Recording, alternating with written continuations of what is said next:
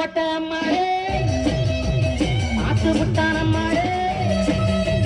கண்ணால சிரிச்சா கண்ணால அணைச்சா பின்னால தோறிச்சா பட்டு கோட்டை அம்மாடே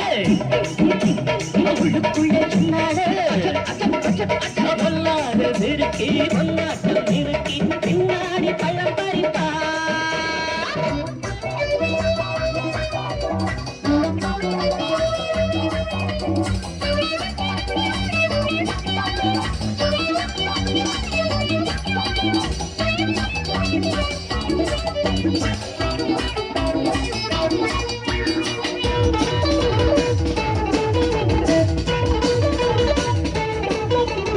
கேடிப்பய நாடகம் போட்டா